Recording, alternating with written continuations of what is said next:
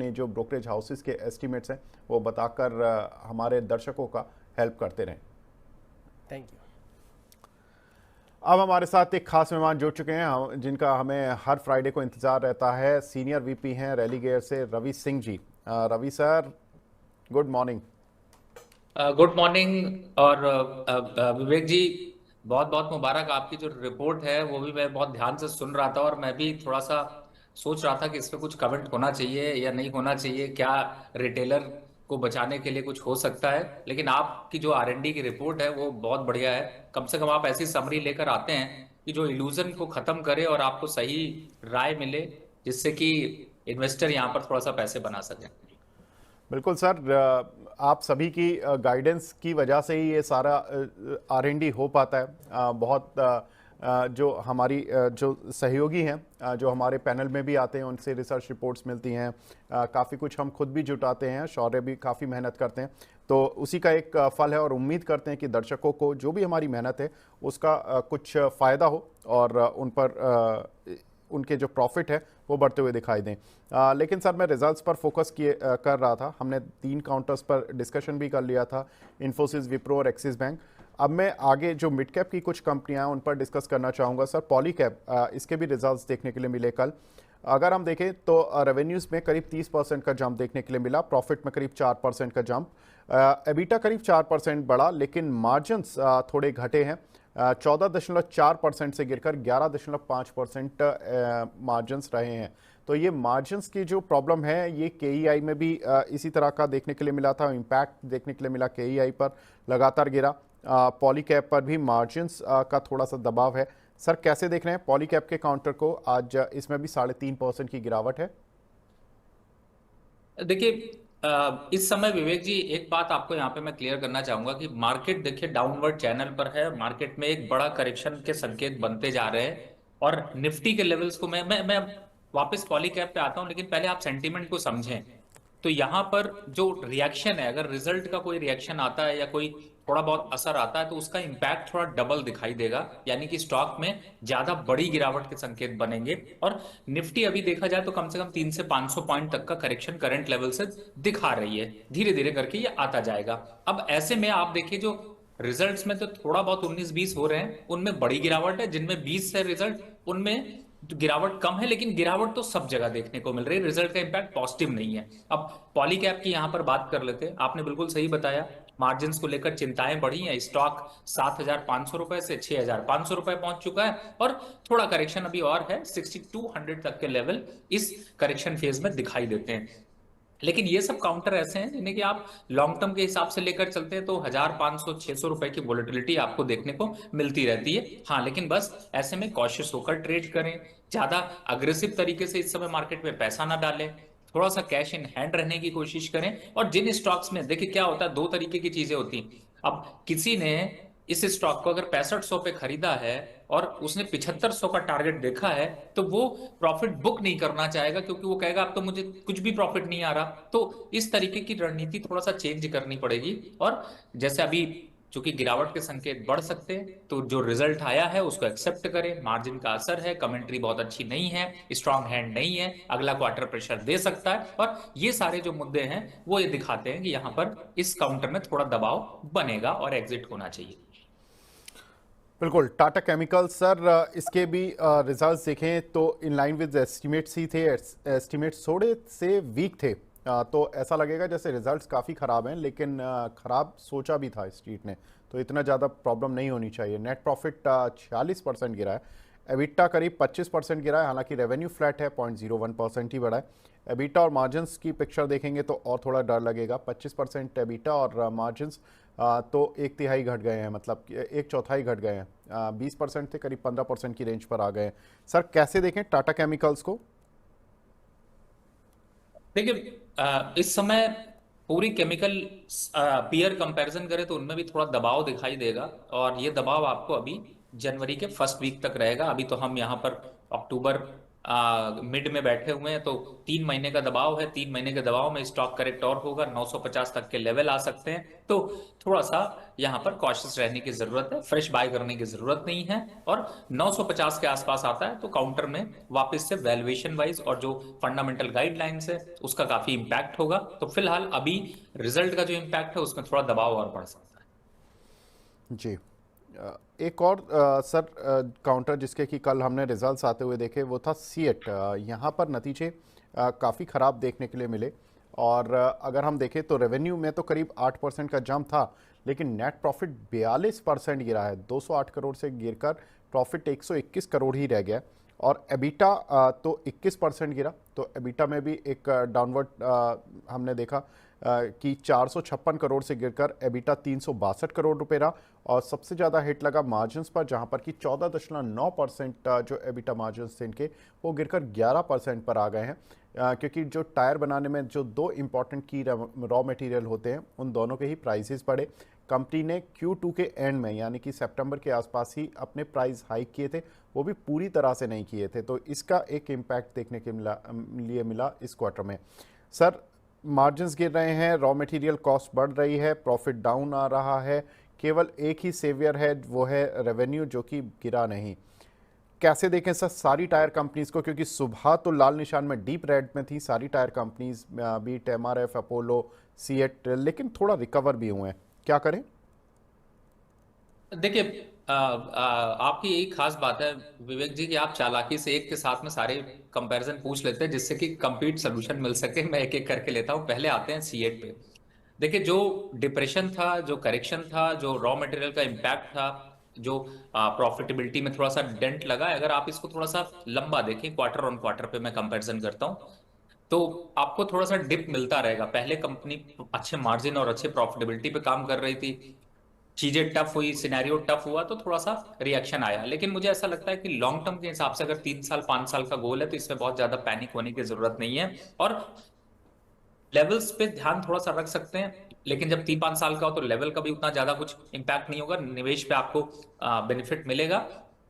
25-2600 ये एक ऐसा लेवल है जहां पर कि मुझे लगता है कि काफी अट्रैक्शन बनता है। और आपने एक चीज देखी होगी, जो आपने चूंकि बात करी ओवरव्यू की कि सभी कंपनीज में, अगर आप सारी कंपनीज का, टायर कंपनीज का कंपैरिजन करें तो साल में 32%, 3 साल में 113% और 5 साल में 200% रिटर्न देकर सीएट ने सबको सरप्राइज किया है। और इसी तरीके से अगर यहाँ पर पीयर कंपैरिजन में एमआरएफ को देखते हैं तो उसमें भी लगभग साल के 17% रिटर्न मिले हैं। तो एक तरीके से अगर आप पीयर कंपैरिजन में जाते हैं तो थोड़ा सा ये जो इम्पैक्ट है, या जो इस समय अभी चूंकि यहाँ पर थोड़ा सा निगेटिविटी चल रही है मार्केट में, थोड़ा सा जो है वो एक ऐसा सेंटिमेंट है कि थोड़ा सा मार्केट ओवरबॉट सिचुएशन पे, तो ऐसे में टायर कंपनीज में खास तौर से JK tyre, Apollo tyre, Balkrishna industries, MRF, CEAT, इनमें थोड़ा वेट एंड वॉच की पॉलिसी रखें, थोड़ा एकुमुलेशन करें, लेकिन लॉन्ग टर्म के हिसाब से अगर शॉर्ट टर्म ट्रेडिंग कर रहे हैं तो इन स्टॉक से थोड़ा दूर रहें। क्योंकि इनमें, क्योंकि मैंने जैसे बताया, आप रेशियो कंपैरिजन करें तो 30-32% के रिटर्न देकर सरप्राइज किया है। आज आज के दिन की ये रिटर्न है ना, कि ऐसा नहीं है कि मार्केट जब अप पे थी तो यही रिटर्न आपको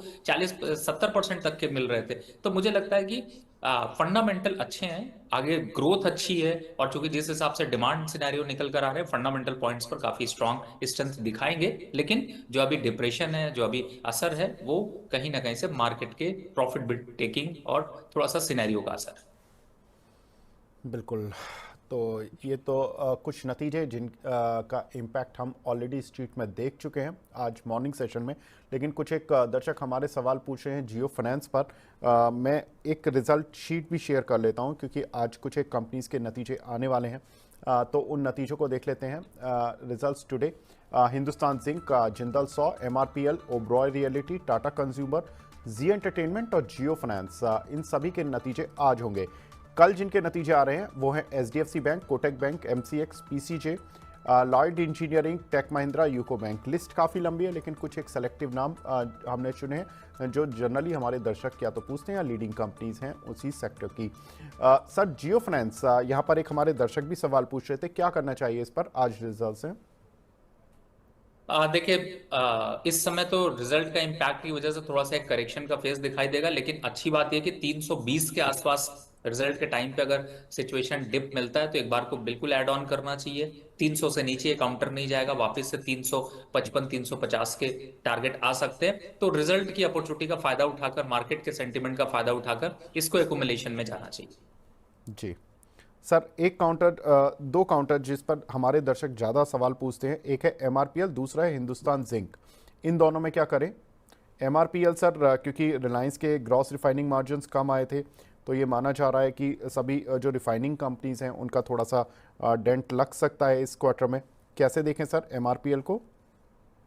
देखिए, आपकी विवेक जी खास बात यही है कि आप उस पे जो असर आने वाला होता है पहले ही बता देते हैं। फिलहाल एमआरपीएल अभी 155 150 रुपए तक आ सकता है, और जो डेंट है वो डेंट कितना गहरा होगा वो लेवल हम लोग यहाँ फाइंड आउट करने की कोशिश कर रहे हैं। लेकिन हाँ, मुझे 150 155 के बाद काफी अच्छा दिखाई देता है, और अगर मुझे एंट्री करनी है तो मैं उन लेवल्स का थोड़ा सा यहाँ पर ध्यान रखूंगा और उन लेवल्स पर एंट्री करने की सोचूंगा। दूसरा, जिस हिसाब से अभी फंडामेंटल नंबर्स हैं उसको अगर देखते हैं तो कहीं ना कहीं से थोड़ा सा जो असर है वो शायद इसी वजह से देखने को मिला, मार्केट टॉप आउट करने के बाद, इसीलिए यहाँ पर करेक्शन आया। लेकिन हाँ, 250 रुपए का हाई बनाने के बाद अगर 165 रुपए आ गया है तो कहीं ना कहीं से ग्रोथ लाइन जो है वो थोड़ी वीक होती हुई नजर आ रही है। बिल्कुल सर, हिंदुस्तान जिंक जिसके नतीजे आज देखने के लिए मिलेंगे, क्या करना चाहिए इस काउंटर पर? देखिए, हिंदुस्तान जिंक इस समय के हिसाब से अगर मैं देखता हूं तो 504 रुपए चल रहा है। पहले भी ये काउंटर एक बार 760 रुपए तक का मार के आया था जून के आसपास, और उसके बाद फिर ये काउंटर थोड़ा सा दबाव में ही बनता रहा। फिर बाद में इसमें थोड़ा सा इम्पैक्ट रहा, लेकिन मुझे ऐसा लगता है कि अगर इस समय के हिसाब से देखें तो ये काउंटर में भी थोड़ी गिरावट हो सकती है, 440 रुपए तक के लेवल आ सकते हैं। तो फिलहाल फ्रेश बाय नहीं करना चाहिए, और अगर आपके पास बाइंग का है और आपको बोनस के साथ थोड़ा प्रॉफिट आ रहा है तो एक बार को एग्जिट कर सकते हैं। थोड़ा दबाव रहेगा, 440 के आसपास के भाव दिख सकते हैं। जी, दो तीन नतीजे सर कल रहेंगे, उनका इम्पैक्ट मंडे के मार्केट में देखने के लिए मिलेगा। कोटक बैंक, एचडीएफसी बैंक का तो बैंक निफ्टी घुमाने की जो क्षमता रखते हैं उनके रिजल्ट्स कल आ रहे हैं। हालांकि बैंक निफ्टी को आज सपोर्ट मिल गया एक्सिस बैंक के नतीजों के बाद। एचडीएफसी बैंक के नतीजों में कोई खास रुझान नहीं मिलेगा, क्योंकि करीब जो स्ट्रीट की एक्सपेक्टेशन है वो करीब 2.5% प्रॉफिट बढ़ने की वाई ओ वाई, और क्यू एन क्यू करीब 1% ही बढ़ने की है। कोटक बैंक में करीब 10% प्रॉफिट बढ़ने की है वाई ओ वाई, और क्यू एन क्यू फ्लैट रहेगा। हालांकि जो बैंक के जो एनआईआई हैं वो 10% ही बढ़ते हुए दिखाई देंगे। एचडीएफसी बैंक के एनआई करीब 9% तक बढ़ते हुए दिखाई देंगे। Sir, single digit growth almost दोनों ही बैंकों में देखने के लिए मिलेगी। कैसे देखें सर दोनों बैंक्स पर? देखिए, मैंने इन दो के बजाय तीन बैंक कर लीजिए आप। जैसे आपने एक्सिस की चर्चा करी थी, देखिए ये सब लॉन्ग टर्म के हिसाब से अच्छे स्टॉक्स हैं। तो जो रिजल्ट अभी देख रहे हैं, जो बैंक निफ्टी में सपोर्ट दिख रहा है वो इन्हीं की वजह से दिख रहा है। कोटक की जहां तक बात करें 2150 का टारगेट लॉन्ग टर्म पर है। एचडीएफसी की बात करें तो 1780 से 1800 के टारगेट हैं। एक्सिस बैंक भी 2000 के आसपास के आंकड़े, 1500 के आसपास के आंकड़े छू सकता है। तो मुझे ऐसा लगता है कि लॉन्ग टर्म को गोल को चेंज मत करिए, थोड़ा बहुत रिएक्शन यहाँ पर जरूर मार्केट पे रहेगा, लेकिन अगर मार्केट से ही बाहर हो जाएंगे तो फिर आप एंट्री कहाँ करेंगे? तो मेरे के हिसाब से लॉन्ग टर्म के हिसाब से इन स्टॉक्स को देखते हैं तो काफी अच्छे हैं, और दिग्गज स्टॉक्स हैं। थोड़ा बहुत करेक्शन आ सकता है, उसमें एकुमुलेशन बनता है। जी, पीसीजे के भी नतीजे कल आ रहे हैं, और कल ही हमारे साथ जो बीता कल था उसमें अरुण केजरीवाल सर थे। उन्होंने कहा कि पीसीजे के रिजल्ट्स में टर्न अराउंड देखने के लिए मिलेगा। तो उम्मीद करते हैं कि पीसीजे के रिजल्ट्स अच्छे रहेंगे, और उसका इम्पैक्ट काउंटर में हम ऑलरेडी पहले तो देख ही चुके हैं। लेकिन रवि सर, आप एक काउंटर काफ़ी क्लोजली वॉच करते हैं, वो है टेक महिंद्रा।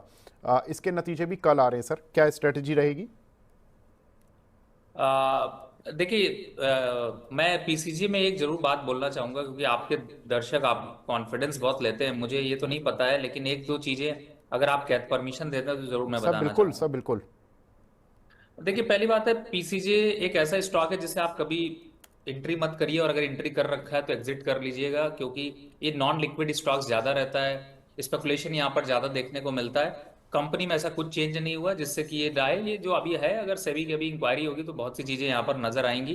लेकिन मुझे ऐसा लगता है कि फालतू में यहाँ पे इन्वेस्टर बेचारे फंस जाते हैं। 50 रुपए का स्टॉक 175 रुपए पहुंच जाता है ब्रांडिंग कर करके। तो इस तरीके की चीजों से दूर रहना चाहिए। फंडामेंटल में ऐसा कुछ खास बदलाव नहीं आया। हाँ, लेकिन ऑपरेटर लेवल पे बदलाव जरूर आया है। वॉल्यूम नहीं है, काफी इलिक्विड काउंटर है, स्पेकुलेशन है, दूर रहिए। ये सबसे बड़ी बात है, क्योंकि बहुत से लोग फंस जाते हैं बाद में, फिर परेशान होते हैं कि भैया हम कहाँ फंस गए, इसलिए उनसे दूरी बना कर रखिए। दूसरा, आपने स्टॉक की बात की, टेक महिंद्रा, देखिए अब इसी को कंपैरिजन करिए, ये स्टॉक देखिए, अच्छा स्टॉक है, थोड़ा सा करेक्टिव फेज में है, 1520 तक आ सकता है, उन लेवल्स पर आता है, बिल्कुल एकुमुलेट करिए, लॉन्ग टर्म के हिसाब से अच्छा है, 2000 के टारगेट आएंगे, और 6-8 महीने में आपको अच्छे रिटर्न्स मिलते हुए नजर आएंगे। तो जब भी आप सामान खरीदते हैं तो आप ये थोड़ी खरीदते हैं जाके कि कोई कचड़ा खरीद लिया, कूड़ा खरीद लिया, सस्ती क्वालिटी का खरीद लिया जिससे कि बाद में रोना पड़े। तो इसलिए अच्छे स्टॉक्स लीजिए जिससे कि आपके पोर्टफोलियो में डर ना हो मार्केट में भले गिरावट हो। बिल्कुल। तो नतीजों पर जो नतीजे आ चुके हैं और जिन के नतीजे आने वाले हैं फ्राइडे को, कुछ के नतीजे सैटरडे को, तो इनका इम्पैक्ट जो होगा वो मंडे को ही देखने के लिए मिलेगा। जिनके नतीजे फ्राइडे को क्लोजिंग मार्केट क्लोज होने के बाद आएंगे, उनका रिएक्शन जो होगा वो मंडे मॉर्निंग में होगा। सैटरडे वाले नतीजों का भी मंडे मॉर्निंग में ही होगा। तो फिलहाल नतीजों पर फोकस तो हटाते हैं, लेकिन बढ़ते हैं हमारे खास सेगमेंट छोटे शेयर ऊंची छलांग की तरफ।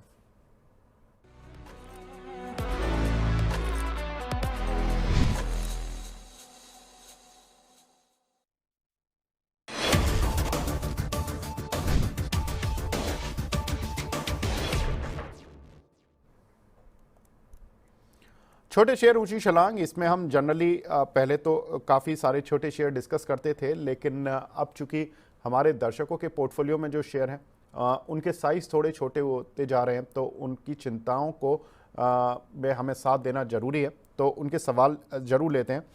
प्रसन्नजीत साहा जी का सवाल है, सर मेरीन इलेक्ट्रिकल इन्होंने 242 पर बाय किया था। रवि सर, ये आपने रिकमेंड किया था क्या कभी कोई ये शेयर?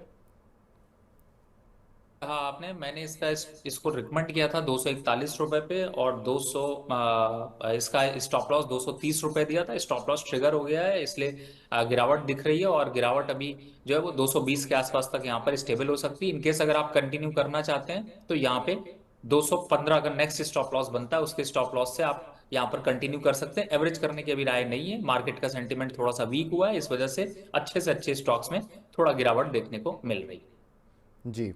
एक हमारे दर्शक हैं सर, जीएमआर पावर में पूछ रहे हैं, 153 रुपए के लिए हुए इन्होंने, इसको एवरेज कर सकते हैं क्या इन लेवल्स पर?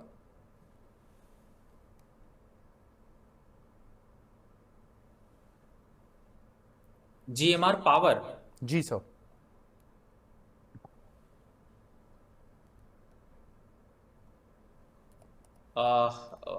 आई थिंक स्टॉक जीएमआर थोड़ा सा, पावर एंड अर्बन इंफ्रा के नाम से आता है sir. Okay Ravi okay sir, okay 131 जी रुपए का जी है। जी जी जी जी। इस समय देखिए, इस स्टॉक को देखते हैं तो 125 का सपोर्ट यहाँ पर काफी अच्छा है। मुझे ऐसा लगता है थोड़ा दिन अभी इसको होल्ड किया जा सकता है। स्टॉक का ट्रेंड ठीक है, थोड़ा सा वीकनेस जरूर दिखाई दे सकती है, लेकिन स्टॉक ऐसा नहीं है कि यहाँ पर काटिए। देखिए एक चीज यहाँ पर समझें, जब मार्केट गिरती है तो अच्छे से अच्छे स्टॉक्स में करेक्शन आता है, लेकिन उसको आप छोड़ नहीं सकते हैं, क्योंकि अगर आप छोड़ देंगे तो आप दोबारा एंट्री नहीं कर पाएंगे, और होगा क्या कि आप जब वापस चढ़ने की सोचेंगे तो आप खरीद नहीं पाएंगे, और बहुत अनसर्टेन तेजी से यहाँ पे बढ़ सकते हैं ऐसे स्टॉक्स। तो इस तरीके की चीजों से थोड़ा सा यहाँ पर दूर रहें, मुझे लगता है ज्यादा अच्छा है। थोड़ा मार्केट में डिप्रेशन है, इसमें कोई डाउट नहीं है, लेकिन इस डिप्रेशन को पार होने दीजिए। जी। राहुल यादव जी का सवाल है, सर टाटा मोटर्स 903 रुपए पर बाय किया था इन्होंने, लॉन्ग टर्म 20 साल क्या ठीक रहेगा? राहुल यादव जी, तो लग रहा है कि सर 20 साल ये कुछ ज़्यादा ही बड़ा लॉन्ग टर्म तो नहीं हो गया रवि सर? बने रहें क्या? नहीं, इसमें तो मैं यही कहूंगा कि एक बार को अपनी एज भी अगर ये लिख देते तो शायद ज्यादा अच्छा होता, क्योंकि 20 साल 25 साल में मुझे एक चीज याद आती थी। एक बार मैं विवेक जी स्पीच देने के लिए एक जगह गया हुआ था, और अनफॉर्चुनेटली वहां पर जो सारे लोग थे वो लोग 70+, 65+ और 85 के करीब थे। और उन्होंने, उनमें से कई लोगों ने मुझसे पूछा कि 10-15 साल के लिए स्टॉक बताएं, तो मुझे ये समझ में नहीं आया कि एक्सपायरी कॉन्ट्रैक्ट किसका पहले होगा। तो इस तरीके की चीजें हो जाती हैं, लेकिन अच्छी बात है कोई अगर 10-20 साल के लिए स्टॉक्स लेना चाहता है। टाटा मोटर है, मारुति है, टेक महिंद्रा है, इन्फोसिस है, और ऑयल मार्केटिंग कंपनीज, बहुत से ऑप्शंस बनते हैं। हाँ, लेकिन अगर आप शॉर्ट लॉन्ग टर्म ले रहे हैं तो फिर इसके बाद ये ध्यान रखिए कि 5 साल तक इस स्टॉक को देखिएगा नहीं। ऐसा नहीं करिएगा कि आज ले लिया, जैसे ही 900 से 850 आ गया फिर परेशान होकर घूमने लगे, ये चीजें मत करिएगा। तो स्टॉक बहुत अच्छा रिटर्न देगा, अच्छा है, लेकिन अगर फिर भी अट्रैक्टिव लेवल के लिए देखें तो मुझे 850 और 800 ज्यादा वैल्यूएबल प्राइस लगते हैं। बिल्कुल सर, आपने लॉन्ग टर्म की बात की। वॉरेन बफे जो दुनिया के नंबर 1 इन्वेस्टर हैं, वो तो 90 साल पार कर चुके हैं और वो आज भी लॉन्ग टर्म की बात करते हैं। सर कॉन्फिडेंस रखिए, कोई दिक्कत नहीं है। अगर हम नहीं भी रहे तो क्या, कोई दिक्कत नहीं, बच्चों के साथ काम तो आएगा वो निवेश, और वो याद तो नहीं नहीं, करेंगे। बिल्कुल आपने बिल्कुल विवेक जी आपने सही कहा। बाद में एक्चुअली में जैसे एक मुझे एक LIC का एक वो याद आता है, ऐड याद आता है, जिसमें ये था कि आप और आपके बाद भी। तो कई कई बार तो ये मन में ख्याल आता था, और बहुत बार जोक भी आपने सुना होगा कि लोग कहते थे कि जब हम नहीं तो फिर उसके बाद उस इंश्योरेंस लेने का फायदा क्या। लेकिन ये भारत है, भारत में सब लोग अपने परिवार को लेकर चलते हैं और परिवार की चिंताओं को ज्यादा लगते हैं। खुद भले एक आप देखते होंगे आजकल का ट्रेंड मैं बताता हूँ, मैं तो इंडस्ट्री में, आप भी इस चीज को मेरे साथ आप देखते ही रहते हैं कि फादर जो है वो 1500 रुपए का फोन इस्तेमाल कर रहा होता है, लेकिन बेटा 1 लाख का फोन जरूर इस्तेमाल करता है। तो ये चीजें सिर्फ भारत में ही हो सकती है। मुझे ऐसा लगता है कि शायद इसीलिए लॉन्ग टर्म जो बच्चों के लिए सोचते हैं लोग, वो इन्हीं लिए सोचते हैं। तो अच्छी बात है, ऐसा सोचना चाहिए, इन्वेस्टमेंट करना चाहिए, बच्चों का भविष्य बनाना चाहिए, हमारा जो गोल है उसको अचीव करना चाहिए। जी। एक हमारे दर्शक हैं दीप कोटक जी, उनका सवाल है sir, Nestle and Sanofi India में मीडियम टू लॉन्ग टर्म के लिए फ्रेश एंट्री लेवल सजेस्ट करें। सर नेस्ले के कल रिजल्ट्स आए थे, मार्जिन्स पे थोड़ा सा प्रेशर देखने के लिए मिला, प्रॉफिटेबिलिटी थोड़ा हिट हुई है, काउंटर कल टूटा भी। कल दो ही कल्प्रिट थे, एक निफ्टी ऑटो और निफ्टी एफएमसीजी, जहां पर कि हमने गिरावट देखी। ऑटो को बजाज ऑटो, हीरो मोटो, टीवीएस सभी ने मिलकर गिराया, और एफएमसीजी को गिराने वाला पहले नेस्ले था, उसके बाद सभी ने उसको फॉलो भी कर लिया। सर कैसे देखें नेस्ले और सनोफी इंडिया को? देखिए मुझे याद आता है इसलिए कि आपने लास्ट फ्राइडे जब इसके रिजल्ट्स आने वाले थे तो उस टाइम पे भी नेस्ले की चर्चा करी थी, और उस टाइम पे भी मैंने कुछ चीजें बताई थी कि थोड़ा प्रॉफिट बुकिंग रहेगी। इस समय दोनों में देखते हैं, नेस्ले और सनोफी दोनों में थोड़ी प्रॉफिट बुकिंग होगी, लेकिन ये स्टॉक्स लॉन्ग टर्म के हिसाब से अच्छे हैं, तो करेक्शन 5% 8% का दिख सकता है। जी, एक हमारे साथ दर्शक भी जुड़े हैं, अनिल जी जुड़े हैं जालंधर से। अनिल सर गुड मॉर्निंग, पूछिए अपना सवाल। नमस्कार जी डॉक्टर साहब, कैसे हैं आप? जी बहुत बहुत धन्यवाद आपका, मैं बहुत अच्छा हूँ। डियर, हमारे ना दो शेयर्स हैं। एक कैनरा बैंक है, रिसेंटली परचेज किया है around a month back. Quantity is 30,000, 109 is the price, horizon is 1 to 3 months। Sir बिल्कुल, हम पूछ लेते हैं आपका पहला सवाल। रवि सर, कैनरा बैंक 109 रुपये पर 30,000 शेयर खरीदे, क्वांटिटी तो अच्छी खरीदी है सर ने, क्या करें? देखिए वैसे मैं आपसे कहूंगा कि अगर आपने 3 महीने का समय बोला है तो 3 महीने इसको वेट करिएगा। 122 और 130 के आसपास के लेवल दिखाई देंगे, लेकिन इस बीच में एक बार 95 तक का डिप आ सकता है। तो अब एड ऑन मत करिएगा, अगर एड ऑन करना भी होगा तो 95 से पहले बिल्कुल मत करिएगा, होल्ड करके रखिए। स्टॉक अच्छा है, ये थोड़ा बहुत जो सेंटीमेंट खराब हुए हैं ये वापस से रिवर्ट होंगे, और बैंकिंग काउंटर में कैनरा बैंक बहुत अच्छे लेवल्स पर है। थोड़ा सा करेक्शन जोन जरूर दिखा रहा है, मैं क्लियर हूं, 95 के आसपास के लेवल आएंगे, लेकिन आपकी जो क्वांटिटी है उसके हिसाब से फिलहाल ऐड मत करिए, लेकिन यहां पर वेट एंड वॉच कर लीजिए। 128 132 के लेवल 3 महीने के अंदर दिख जाएंगे। जी। सर आपका दूसरा सवाल भी था अनिल सर।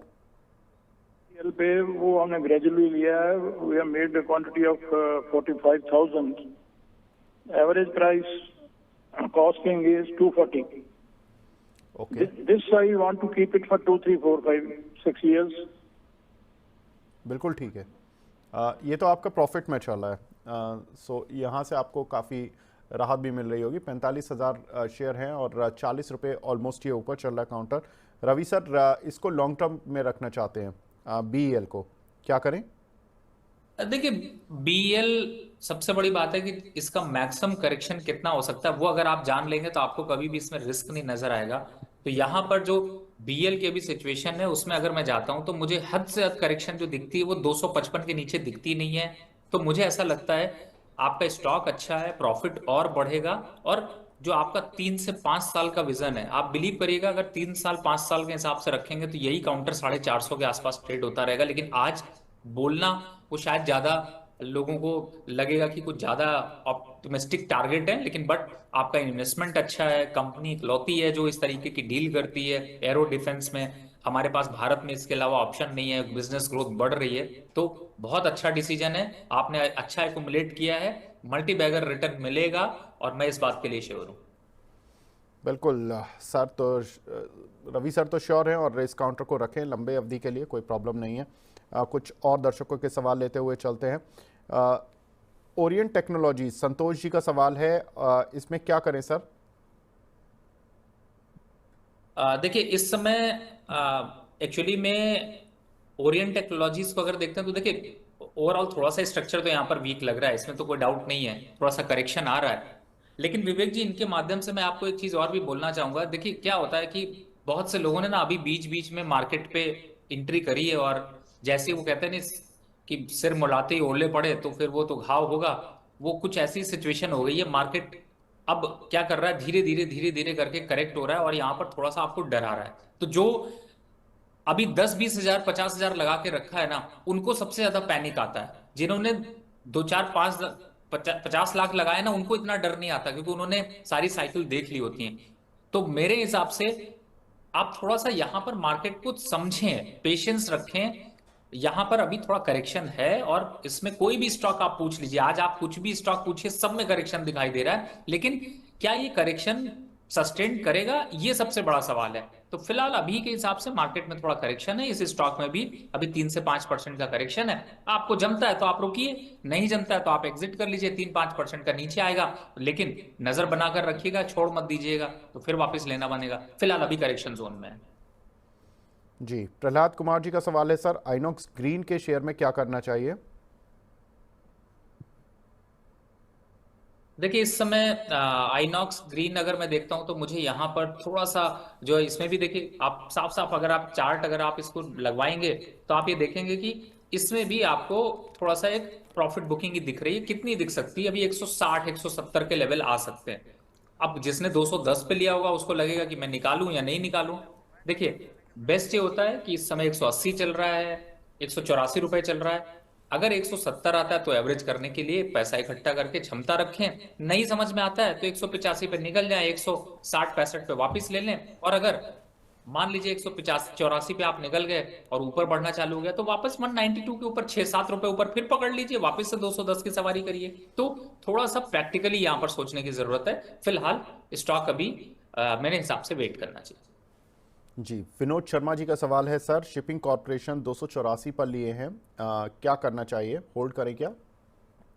देखिए शिपिंग कॉर्पोरेशन में मैंने हर बार एक ही बात बोली, लास्ट फ्राइडे भी आपके साथ जब डिस्कशन हो रहा था, 220 आएगा तो खरीदेंगे, 270 आएगा तो बेचेंगे, 285 है तो एवरेज आपको 220 पे ही करना है। और बीच में जब 270 आता है तो आपका एवरेज प्राइस ऑटोमेटिकली नीचे आ जाएगा, तो वहां पर आपको निकलना है। नहीं तो बीच में कुछ छेड़छाड़ मत करिए, अभी फिलहाल वेट एंड वॉच रखिए। जी, हमारे एक दर्शक हैं सर, बोरोसिल साइंटिफिक पर सवाल पूछ रहे हैं। ये फंसे हुए हैं ऊंचे के भाव पर, करीब 202 रुपए के लिए हुए इन्होंने। 1 साल का होल्डिंग पीरियड है, अभी 184 की रेंज पर चल रहा है, क्या करें? देखिए फिलहाल तो अभी स्टॉक का स्ट्रक्चर यहाँ पर पुअर ही दिखाई दे रहा है, और जहां तक करेक्शन की बात है मुझे ऐसा लगता है कि 5-8% का करेक्शन यहाँ से और हो सकता है। फिलहाल फंडामेंटल नंबर्स देखते हुए मुझे लगता है एग्जिट होने की राय है। जी, राहुल चौधरी जी का सवाल है सर, न्यूजन सॉफ्टवेयर पर बाय किया है इन्होंने 6 मंथ्स के लिए, 1254 रुपए की इनकी बाइंग है। देखिए न्यूजन सॉफ्टवेयर इस समय अगर 1254 की बाय है तो मैं कहूंगा इसी समय एग्जिट भी कर लीजिए। स्टॉक थोड़ा स्ट्रक्चरली वीक है, 1100 रुपए के आसपास तक आ सकता है। चल 1254 ही रहा है, एग्जिट कर लीजिए, पैसा कैश इन हैंड रख लीजिए, ज्यादा बेटर। जी, रितु सिंह जी का सवाल है, जैन टेक्नोलॉजीज पर इन्होंने 1900 की बाइंग की हुई है, शॉर्ट टर्म का टारगेट पूछ रही हैं sir. One technology, right? One technology sir solution. Jain, Jain. Oh sorry. वैसे रितु जी से मुझे याद आता है कि ये कंटिन्यू आपके प्रोग्राम को वॉच करती हैं और सवाल डालती रहती हैं। पिछली बार भी इन्होंने 1-2 सवाल और पूछे थे, तो मुझे उम्मीद है कि वही ऋतु जी होंगी। तो फिलहाल देखिए अच्छा स्टॉक है, होल्ड करके रखिए, 1800 का स्टॉप लॉस डालिए, टारगेट 2000 रुपए। जी, हमारे साथ एक दर्शक और जुड़े हैं फोन लाइन पर, विजय गुप्ता जी हैं। सर गुप्ता सर, नमस्कार सर, पूछे अपना सवाल। नमस्कार सर। सर मेरे पास 2 शेयर हैं, एक विशाखा इंडस्ट्रीज करके हैं, तो उसका बाइंग है 164.50, 350 शेयर सर इसके हैं, और यस बैंक के 3,500 शेयर हैं, उसकी बाइंग है 26.25। सर क्या करें आगे के लिए? सर कितना समय दे सकते हैं इन दोनों काउंटर्स को? 5-6 मंथ। ठीक है, पूछ लेते हैं। रवि सर, यस बैंक और विसाका इंडस्ट्री, ये दोनों काउंटर इनके ऊपर के भाव के लिए हुए हैं, क्या करना चाहिए? यस बैंक के नतीजे भी हैं सर नेक्स्ट वीक। देखिए फिलहाल तो 20 रुपए के पास चल रहा है, 17-18 रुपए से नीचे स्टॉक है नहीं, इसलिए मेरे हिसाब से यहाँ पर होल्ड करना चाहिए। जहां तक विशाखा इंडस्ट्रीज की बात है, अगर 100 के नीचे जाता है तो आप प्लीज इसको एग्जिट करिएगा, क्योंकि उसके बाद ये स्टॉक स्ट्रक्चर में और पुअर हो जाएगा। और अगर 100 के नीचे नहीं जाता तब तक अभी आप होल्ड करके रखिए, सेफ जोन में है, विवेक जी को तंग करते रहिए। और मुझे लगता है कि शायद हम लोग जब अगर 100 का टूटेगा तो वहां पर कोई नया स्टॉक यहाँ पर एंट्री करेंगे। और विवेक जी एक रिक्वेस्ट है, मुझे अपना फोन स्विच ऑफ करना पड़ा है, उसका रीजन सिर्फ ये है कि आप यहाँ पर या तो आप कॉलिंग सेशन ले रहे हैं तो प्लीज नंबर आप डिस्प्ले कर दीजिए। लोग मुझे मैसेज करके, और बार बार जो आप मेरे शो के बीच में रिंग देख रहे हैं ना, वो इस वजह से आ जा रही है, क्योंकि लोग जो है वो ये कह रहे हैं वहां पर रिंग लग नहीं रही, मेरे को मैसेज कर रहे हैं कि मैं यहाँ पर आपको कर रहा हूँ, इसलिए तो आपकी टीम से रिक्वेस्ट होगी या तो सर आप अपना नंबर डिस्प्ले करें जिससे कि लोग उस पर कॉल कर सके। तो कुछ बिल्कुल। तो ऐसा सोल्यूशन बनाइए, बिकॉज आप लोगों की वजह से लोग जो है वो बेचारे इधर उधर परेशान होते हैं, तो सोल्यूशन तो आप ही को देना पड़ेगा। नहीं सर, हम हमारा जो पूरा जब चंक कटता है या वीडियो जाता है, उसमें नीचे डिस्क्रिप्शन में होता है कि आप इस व्हाट्सएप नंबर पर कॉल करें। हम दोबारा आपकी रिक्वेस्ट पर उसको स्क्रीन पर बड़ा करके भी चला देंगे, कोई प्रॉब्लम नहीं है। एक हमारे दर्शक हैं, वो शंकर जी हैं, वो बेंगलोर से पूछ रहे सर, टाटा मोटर्स पर हम ऑलरेडी डिस्कस कर चुके हैं, आप प्लीज़ वीडियो को पीछे जाकर देखें तो आपको आंसर मिल जाएगा। एक हमारी दर्शक हैं अर्चना चौधरी जी, अवंती फीड्स पर पूछ रही हैं सर, क्या करना चाहिए? देखिए इन सब का तो उस समय टाइम ज्यादा आता है जब गवर्नमेंट के कुछ अनाउंसमेंट और बजट आते हैं, और इस टाइम पे तो अभी अवंती फीड भी एक थोड़ा सा निगेटिव जोन में चल रहा है, लेकिन ऐसा नहीं है कि इसको आप यहाँ पर एग्जिट करें। फिलहाल अभी होल्ड करके रखें, थोड़ा सा बहुत करेक्शन हो सकता है, लेकिन बट करेक्शन बहुत बड़ा नहीं है। फिलहाल होल्ड करके रखें 640-635 के टारगेट के लिए। जी, मयंक जी का सवाल है, जोमेटो पर करंट लेवल पर बाय कर सकते हैं क्या सर? देखिए मैं इसलिए हंसी आ गई क्योंकि देखिए मैं आजकल ना सोशल मीडिया का जमाना है पूरी तरह से। क्यों ऐसा बोल रहा हूं फिर से समझिएगा। जोमेटो को 280 रुपए पे मैंने निकलवाया है, 272 रुपए पे भी निकलवाया है, और अभी भी कह रहा हूं जो लोग बचे हुए हो वो लोग निकल जाओ। ये जोमेटो वही शेयर है जो 50 रुपए के पास चल रहा था, तब तक मैनेजमेंट का कहीं भी नाम नहीं दिखाई देता था। उसके बाद बढ़िया बेस्ट मार्केटिंग करो, शेयर बढ़ाओ। फंडामेंटल पे अभी बहुत ज्यादा कुछ बदलाव नहीं आया, थोड़ी सी प्रॉफिटेबिलिटी आई, ओवर रिएक्शन दिखाई दे रहा है। हकीकत समझो, जानो, पहचानो स्टॉक को। ये वापस से जब 100 रुपए पे आएगा, 150 रुपए आएगा, तब वापस आपको याद आएगा कि मैं कहीं फंसा हुआ हूं। समझ गया आंसर? तो फिलहाल खरीदने की छोड़िए, बेचने की सोचिए जिन लोगों के पास है।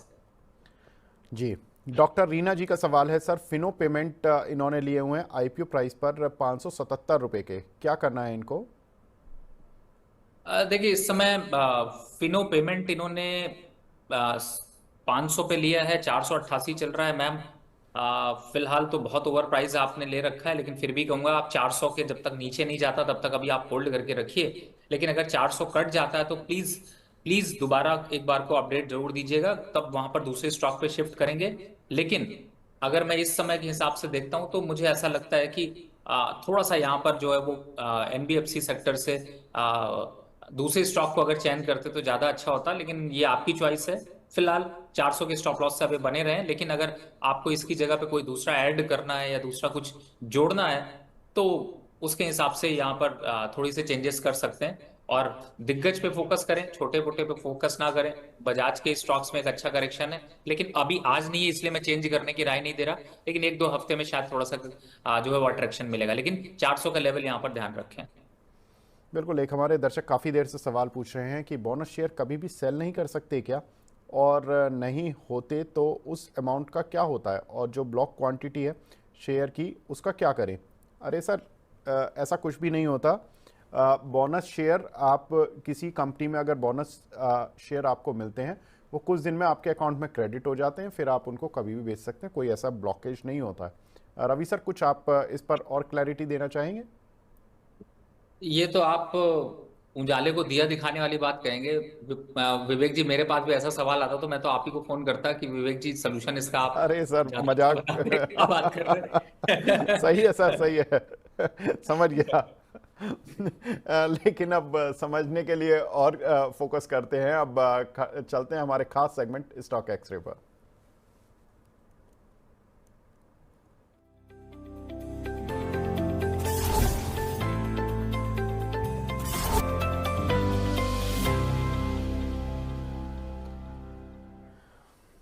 स्टॉक एक्सरे, आज हम बात करेंगे एसडब्ल्यू सोलर पर।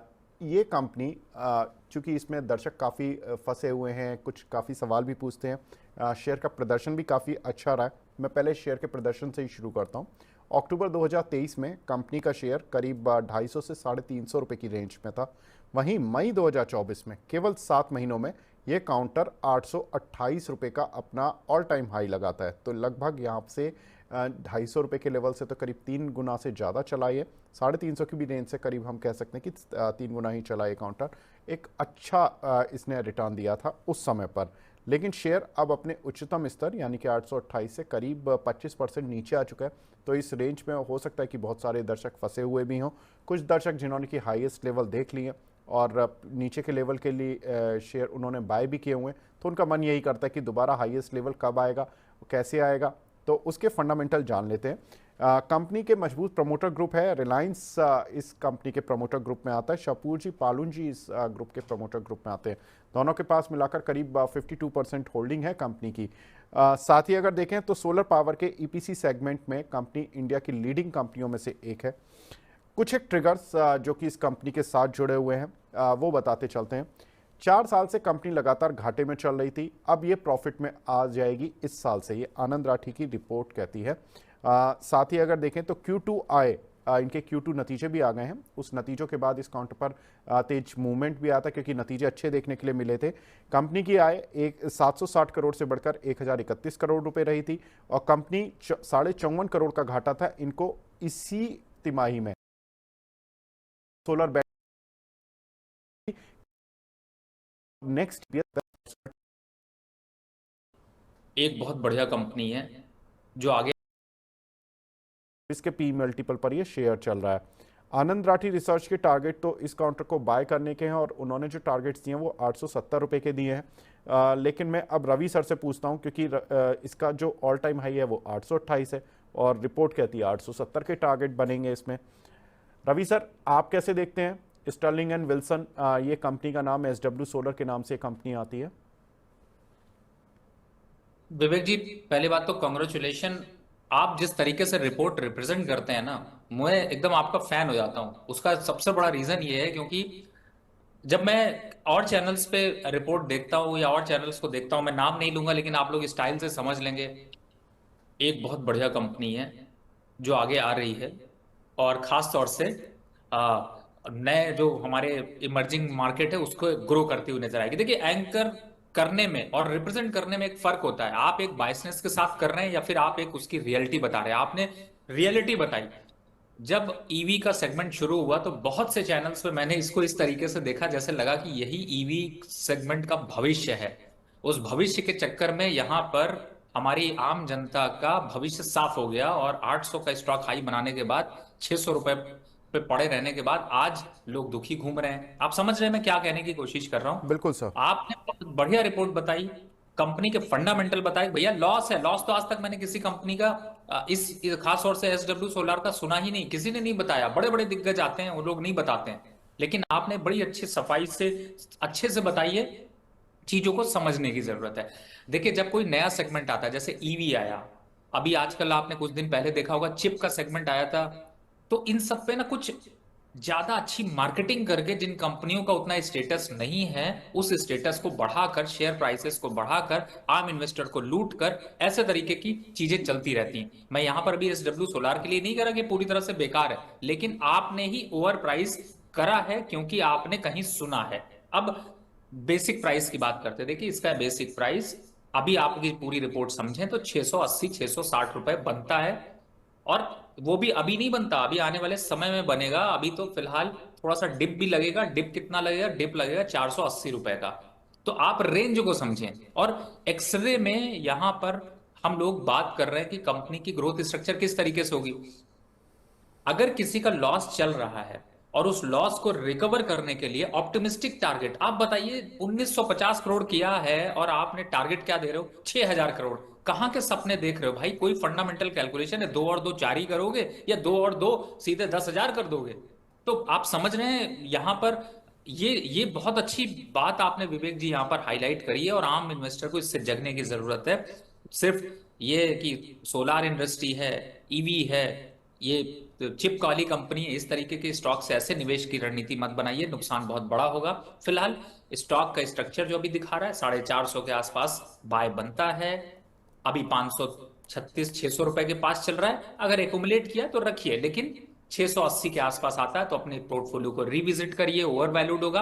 कंपनी के अगले क्वार्टर के रिजल्ट अगर खराब हुए तो ये वापस से डाउनसाइड मार देगा। तो फिलहाल सेंटीमेंट जो कह रहा है वो कह रहा है कि आप बिल्कुल अभी 680 का टारगेट आ सकते हैं, उन लेवल्स पर रिवाइज करिए। लेकिन बहुत बहुत क्लियर रिपोर्ट आपने यहां पर पेश करी, जिससे मैं ये समझता हूं कि दर्शकों के चक्षु ज्ञान खुले होंगे। और जो रील है उन पे इस तरीके की रील को शेयर करिएगा जब ये मनी 9 जो है वो अपने इस प्रोडक्ट को डालेगा।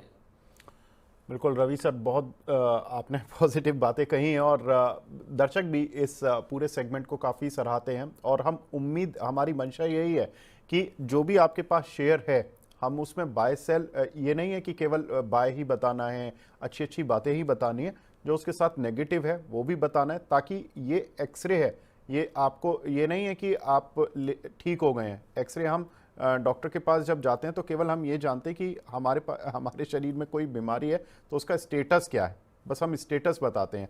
स्टेटस के साथ अगर कोई ब्रोकरेज हाउस की रिपोर्ट होती है तो वो बताते हैं कि क्या सोच रहे हैं वो, रिसर्च हाउसेस की रिपोर्ट होती है वो बताते हैं कि उनके टारगेट्स क्या है। बाकी रवि सर ने बता दिया कि क्या फोकस करना है, क्योंकि कंपनी ने 1900 करोड़ का रेवेन्यू किया अभी 2 क्वार्टर में। अब कंपनी करिए कि हम 6 महीने में 6000 करोड़ कर देंगे। अब यकीन जिनको करना है वो करें, जिनको नहीं करना है तो वो साइड में भी बैठें। तो ये एक बहुत इंपॉर्टेंट पॉइंट्स हैं। अब अगर कंपनी कर देती है तो यहाँ से काउंटर में हो सकता है कि कुछ इम्पैक्ट आए, और अगर नहीं करती है तो डेफिनेट सी बात है कि काउंटर पर रिएक्शन भी उतना तेज आएगा ऑन द नेगेटिव साइड। तो सर ने लेवल्स भी बता दिए कि आपको 680 रुपये तक की रेंज आप देखें। सर अगर ये मान लीजिए थर्ड क्वार्टर में ही पता लग जाएगा, क्योंकि कंपनी ने जो गाइडेंस दिया वो फोर्थ क्वार्टर में तो फिर मार्केट एक्सपेक्ट भी नहीं करेगा, तो थर्ड क्वार्टर में अगर इनके रेवेन्यू नहीं आए ढंग के तो सर रिएक्शन कितना तेज होगा, कहाँ तक जाएगा ये नीचे?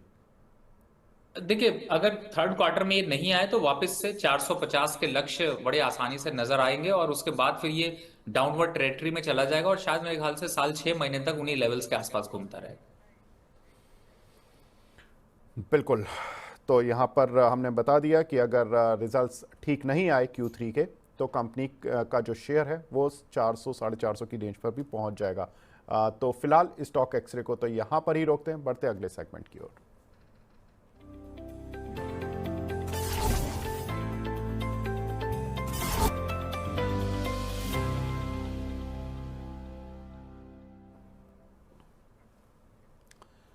अब हम बात करेंगे नेक्स्ट वीक की, क्योंकि नेक्स्ट वीक का काफ़ी इंपॉर्टेंट रहने वाला है। काफ़ी कुछ बड़ी कंपनीज के रिजल्ट्स भी होंगे, कुछ इवेंट्स भी होंगे जिनका इम्पैक्ट होगा। लेकिन इस समय जो सबसे हाईलाइटेड 3 चीज़ चल रही हैं, मैं इवेंट्स पहले लेता हूं। इवेंट्स नेक्स्ट वीक क्या हैं, क्या इम्पैक्ट पड़ेगा, मंडे को क्या होगा, क्योंकि जब हम मंडे के मार्केट में ओपन हो रहे होंगे उसी समय पर सारी तस्वीर सामने होनी चाहिए। उसके बाद तो जो जो इवेंट्स आते जाते हैं हम उनको ग्रेजुअली डिस्काउंट करते जाते हैं। सैटरडे को HDFC बैंक, कोटक के रिजल्ट्स आएंगे, तो बैंक निफ्टी सबसे तेज इंपैक्ट डालने वाली है आपको मंडे के सत्र में। तो आपको जो भी स्ट्रैटेजी बनानी है, या तो फ्राइडे बनानी है या आपको बनानी है मंडे मॉर्निंग में, जब आप मार्केट खुलने से पहले आप कुछ भी स्ट्रैटेजी बना रहे होंगे कि HDFC के रिजल्ट्स कैसे रहे, कोटक के रिजल्ट्स कैसे रहे। चाइना के फाइनेंस मिनिस्ट्री की तरफ से एक मीटिंग होने वाली है, ब्रीफिंग होगी सैटरडे को। अब वो क्या ब्रीफिंग होती है, कितना बड़ा कोई स्टिमुलस देते हैं नहीं देते हैं, हर सैटरडे का उनका यही हो गया है कि अब वो कुछ ना कुछ ब्रीफ करते हैं। इन्वेस्टर डिसअपॉइंट होते हैं, मंडे को मार्केट तोड़ देते हैं। क्या ऐसा तो नहीं कि इस बार मंडे मार्केट उनका सर्च कर जाए? जितना चाइना मार्केट चल रहा है उतना ही इंडियन मार्केट पिट रहा है, ये भी एक कोरिलेशन बन गया फिलहाल पिछले 15 दिन से। ईरान इजराइल एस्केलेशन, क्या कुछ वीकेंड्स में होता है या नहीं होता है, क्योंकि ईरान को तो धमकी दी हुई है इसराइल ने कि हम हमला करेंगे। अब उन्हें माना यह जा रहा है कि अमेरिका में 5 नवंबर को इलेक्शन है, उससे पहले ही उनको कोई भी जो भी कार्रवाई करनी है इसराइल कर लेगा। तो अब ये भी हर वीकेंड की कहानी हो गई है। फ्राइडे को जो नेक्स्ट फ्राइडे होगा उसमें रिलायंस का जो स्टॉक पर फोकस काफ़ी रहेगा, क्योंकि उनकी जो रिकॉर्ड डेट है बोनस की वो 28 अक्टूबर है, यानी कि उसके आने वाला मंडे। तो मंडे से पहले जो भी एक्शन होगा, प्राइस एक्शन, वो रिलायंस के शेयर में नेक्स्ट वीक काफ़ी तेज़ी से रहेगा ऑन आइदर साइड, लेकिन रिलायंस के शेयर पर फोकस करेंगे हम बोनस से पहले। रवि सर, ये सारे इवेंट में आप सबसे ज़्यादा फोकस कहाँ करने वाले हैं? देखिए, मैं सबसे ज्यादा फोकस जो आपने, अगर आप इवेंट सामने ले आएंगे तो ज्यादा अच्छा होगा, जिससे कि लोग, दर्शक उसको कनेक्ट कर पाएंगे। तो देखिए, इस समय इवेंट पे बिल्कुल आपने सही कहा, कैलकुलेशन पे एचडीएफसी और कोटक की पहले बात कर लेते हैं, उसका इम्पैक्ट थोड़ा पॉजिटिव रहेगा। तो आपको यही राय दूंगा कि सेल साइड बिल्कुल मत करके चलिएगा, क्योंकि मुझे ऐसा लगता है कि एचडीएफसी और कोटक में एक अच्छा ट्रैक्शन मोमेंटम यहाँ पर बना हुआ है, तो मार्केट में एक रिवर्सल दिख सकता है। अब आते हैं, अगर फ्राइडे के इवेंट को देखते हैं, देखिए रिलायंस में भी करेक्शन के संकेत थोड़े बनेंगे, और इस समय के लेवल्स के हिसाब से मैं अगर देखता हूं तो मुझे 2650 ये लेवल आते हुए नजर आ रहे हैं। लेकिन जो अभी के हिसाब से लेवल है उस पर वो डिस्काउंट भी होता हुआ नजर आ रहा है, तो मुझे लगता है कि शायद फ्राइडे को थोड़ा बॉटम आउट हो सकता है, लेकिन तब तक अभी आपको करेक्शन यहां पर दिखाई देगा। तो इवेंट को एकदम नॉर्मली आप वो करिए। अब चाइना के जो एफएम हैं उनकी मीटिंग का जो असर होगा वो सीधे सीधे यहाँ पर आपको दो चीजों में दिखाई देगा। एक, मेटल काउंटर पे थोड़ा फोकस करेंगे, और उसके लिए तो फिलहाल विवेक जी को आप पकड़ेंगे ही पकड़ेंगे 10:30 बजे 11 बजे मंडे को। और जहां तक इजरायल और ईरान की बात करें, वो फिलहाल क्रूड ऑयल पे आग लगा ही रहे हैं, तो मुझे ऐसा लगता है कि थोड़ा क्रूड ऑयल के प्राइसेस और बढ़ेंगे, तो पेंट इंडस्ट्रीज और टायर इंडस्ट्रीज में थोड़ा दबाव बन सकता है। बिल्कुल। तो ये तो इवेंट रहेंगे जब हम मंडे ओपन करेंगे, कौन कौन से इवेंट कितने फ्रूटफुल रहे, क्योंकि वीकेंड में अगर कुछ होता है, सैटरडे को कुछ चाइना की तरफ से कुछ इम्पैक्ट आता है, या संडे को कुछ, या सैटरडे संडे में जब भी ईरान इसराइल का अगर कुछ होता है, तो उस इवेंट पर नज़र मार्केट की जरूर रहनी चाहिए। लेकिन सर, इस समय नतीजों का सीज़न चल रहा है, तो मैं एक नेक्स्ट वीक के जो की रिजल्ट्स हैं उन पर फोकस करा देता हूँ। 21 अक्टूबर को जो रिजल्ट्स रहेंगे वो यानी कि मंडे को CG power, HFCL, Nelco, UltraTech, Union Bank, Bhansali engineering और सिटी यूनियन बैंक, ये मैं वो ज़्यादातर रिजल्ट्स ले रहा हूँ जो हमारे दर्शक सवाल पूछते हैं। 22 अक्टूबर को भी फिर मैं आऊँगा। Ravi sir, CG power, HFCL, Nelco, UltraTech, Union Bank, Bhansali engineering और सिटी यूनियन बैंक, कोई एक काउंटर जो आपको ठीक लग रहा हो, या आपको लग रहा हो कि इनमें इस पर प्ले कर सकते हैं मंडे को आकर, क्योंकि रिजल्ट्स तो बाद में ही आएंगे, 12 बजे के बाद ही आने रिजल्ट शुरू होते हैं जनरली, और शाम तक आते हैं, रात तक आते हैं रिजल्ट्स, कोई है काउंटर? देखिए विवेक जी, इतनी कंप्लीट रिपोर्ट जो है वो कहीं पे आपको मिल नहीं पाएगी किसी चैनल पे। तो पहले तो मैं दर्शकों से कहूंगा कि इसको प्रिंट स्क्रीन कर लो, और इस वीडियो को चाहो तो बाद में थोड़ा सा सेव कर लेना। आपको बताता हूँ एक एक करके। 21 को अगर देखते हैं, सीजी पावर बिल्कुल यहाँ पर इसका इम्पैक्ट थोड़ा पॉजिटिव होगा। एचएफसीएल थोड़ा नेगेटिव इम्पैक्ट होगा, प्रॉफिट बुकिंग कर लीजिएगा। नेल्को मैंने पहले ही बोला है, नेशनल में यहाँ पर प्रॉफिट बुक कर लीजिए, स्टॉक में थोड़ा करेक्शन होगा। अल्ट्राटेक वापस फोकस करिए, बाय साइड पे चलिएगा। यूनियन बैंक सेल नहीं करना, बाय साइड पे चलना है। बाकी दो काउंटर पे जो है वो एक तरीके से ये कहें कि रेंज बाउंड एक्टिविटी होगी, बहुत ज्यादा कुछ इंपैक्ट नहीं है। तो मैंने एक एक करके इसलिए बताया जिससे कि आप लोग उस हिसाब से इंपैक्ट रखिएगा। तो सीजी पावर, एचएफसीएल यहाँ पर अभी बने रहिए, अल्ट्राटेक पे fresh bye, union bank hold, और नैल्को पे प्रॉफिट बुकिंग, ये आपको ध्यान रखना। जी रवि सर, मैं केवल एक काउंटर, क्योंकि अब समय की बिल्कुल कमी है और मेरी पीसीआर टीम बोल रही है कि केवल 2 ही मिनट मेरे पास बचे हैं इस सेगमेंट को फिनिश करने के लिए। 22 अक्टूबर को sir M&M finance, Adani green, Bajaj finance, GMDC, Paytm और जीएमडीसी, इन सभी के नतीजे हैं। सर कोई एक पिक बता दीजिए इनमें से जिसको चुनना हो आपको। देखिए, अगर मुझे चुनना है तो मैं यहाँ पर M&M फाइनेंस को बाय करूंगा, लेकिन किसी को सेल करूं ना करूं, पेटीएम से जरूर एग्जिट करूंगा। जी 23 अक्टूबर को sir AU bank, Birla soft, Piramal pharma, RTN power, TVS और united spirits. Sir RTN power पे मैं पूछूंगा कोई आपकी राय, या पीपीएल फार्मा, या और कोई आपकी चुनिंदा शेयर, क्योंकि इस पे ज़्यादा सवाल आते हैं हमारे दर्शकों के। देखिए सवाल तो जरूर आते हैं, लेकिन इनमें पॉजिटिव रही है। लेकिन इन सब में पूरे अगर 3 अक्टूबर को अगर कंपैरिजन करें तो जो सबसे ज्यादा अच्छा दिख रहा है वो है बिरला सॉफ्ट। यहाँ पर अच्छे ट्रैक्शन पर है, अच्छे रिजल्ट्स आने की उम्मीद है और स्टॉक अच्छा प्रॉफिट दे सकता है। अच्छी बात ये भी है कि ये करेक्शन पे पहले मिल रहा है, तो ये रखिए। आरटीएन पावर 17 रुपए और यूनाइटेड स्पिरिट तो बिल्कुल बाय करके रखिएगा। आगे जो है वो काफी अच्छा अग्रेशन दिखाई देगा। जी, 24 अक्टूबर को sir ACC, ATGL, AWL, Bikaji, ITC, Radico, UBL, PNB gilts और पेट्रोनेट, इनमें कोई आपकी पसंदीदा पिक? सर अदानी ग्रुप के काफी रिजल्ट्स आने शुरू हो जाएंगे अब। देखिए इसमें AWL मेरा थोड़ा सा मुझे अट्रैक्टिव लग रहा है। दूसरा बीकाजी पे पॉजिटिव रही है, बिल्कुल बाय करके चलिए, कोई दिक्कत नहीं है। रेडिको पे भी पॉजिटिव रही है और पेट्रोनेट LNG इस पे भी यहाँ पर पॉजिटिव रही है, बाय करके चलिए, रिस्क बिल्कुल नहीं है। सर फ्राइडे को वैसे तो आपसे मुलाकात हो ही जाएगी मॉर्निंग में, लेकिन bank of Baroda, BEL, BPCL, coal, HPCL, IndiGo, J&K bank और JSW स्टील, इन सभी में से कोई आपकी चुनिंदा पिक जो आप पूरे वीक के लिए प्ले करना चाहेंगे नेक्स्ट वीक? देखिए मुझे ऐसा लगता है कि फ्राइडे इस बार सबसे ज्यादा अगला वीक फ्राइडे बहुत इंपॉर्टेंट होगा, क्योंकि जो स्टॉक्स की यहाँ पर चर्चा आप कर रहे हैं जिनके रिजल्ट्स आने वाले हैं उनके ऊपर बहुत से लोगों की पोजीशंस हैं। लेकिन फिलहाल अभी तो जो सेंटिमेंट दिखा रहा है उसमें पॉजिटिव रिजल्ट्स आने के ज्यादा संकेत है, तो मुझे लगता है कि थोड़ा रिविजिट करने की जरूरत है। फिलहाल कुछ ज्यादा उथल पुथल आपको देखने को नहीं मिलेगा। बाकी 26 अक्टूबर तो ICICI और IDFC फर्स्ट ये तो पॉजिटिव रहेंगे ही रहेंगे। बिल्कुल, सर ने आप 26 अक्टूबर का भी बता दिया। रवि सर, यही आपकी खूबी है कि आप आगे की बात 1 मिनट पहले ही कर देते हैं। सर आपने मेरा 1 मिनट बचाया, थैंक यू वेरी मच। और इस 1 मिनट को बचाने के लिए और बहुत बहुत शुक्रिया सर हमसे जुड़ने के लिए। तो बीच बाजार को तो यहां पर विराम देने का समय आ गया है, लेकिन हमारी खास शो को देखना ना भूलें। मेरी